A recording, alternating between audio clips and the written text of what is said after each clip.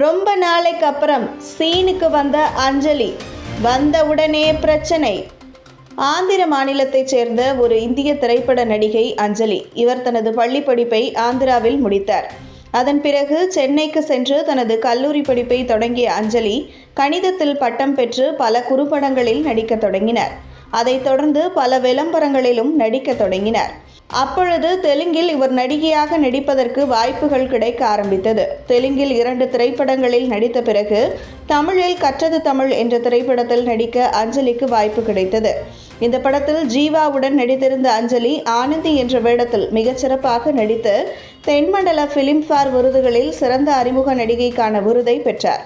அதற்கு பிறகு இவரது அடுத்த படமாக 2010 அங்காடி தெரு திரைப்படம் விளங்கியது.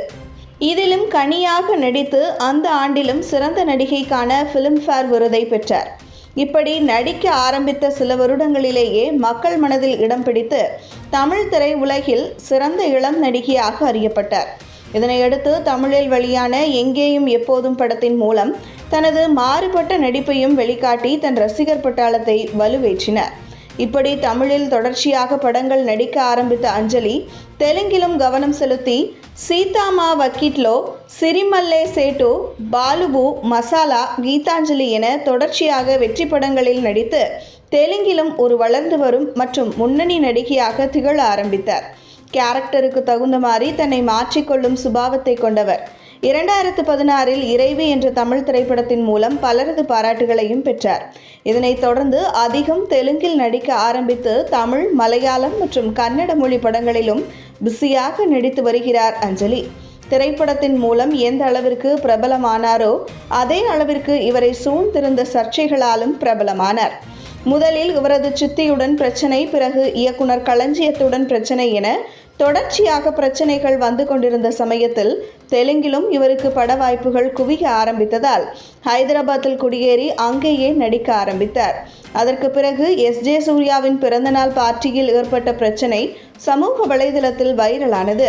இப்படி தொடர்ச்சியாக அஞ்சலி குறித்த சர்ச்சைகள் வெளிவந்து கொண்டே இருந்த சமயத்தில் பத்திரிகையாளர்களை சந்தித்த அஞ்சலி, நிறைய செய்திகள் என்னை பற்றி வந்து கொண்டே இருக்கிறது, ஆனால் அந்த செய்திகள் அனைத்தும் உண்மையல்ல, அந்த செய்திகளை படிக்கும் பொழுது எனக்கு சிரிப்புதான் வருகிறது என்று கூறியிருந்தார். இந்த நிலையில் சமீபத்தில் ஒரு பேட்டி அளித்த நடிகை அஞ்சலி தனது திருமணம் குறித்த பேச்சுக்கு வருத்தம் தெரிவித்துள்ளார். அதாவது, சினிமாவில் எனக்கு அதிகமான நண்பர்கள் இருக்கிறார்கள். அவர்களே என்னை பற்றி யாருடன் இணைத்து எழுத வேண்டும் என்பதை முடிவு செய்து எழுதுகிறார்கள்.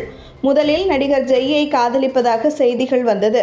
அதற்கு பிறகு தொழிலதிபர் ஒருவரை திருமணம் செய்து அமெரிக்காவில் ரகசியமாக குடும்பம் நடத்தி வருவதாகவும் சொன்னார்கள். எப்பொழுது எனக்கே தெரியாமல் எனக்கு திருமணமானது என்று நினைத்து சிரித்து கொண்டேன். ஒரு நடிகை என்பதாலே இப்படி இஷ்டம் போல் எழுதுகிறார்கள் என்று வருத்தத்துடன் அஞ்சலி பேசிய வீடியோ தற்போது இணையத்தில் வைரலாகி உள்ளது.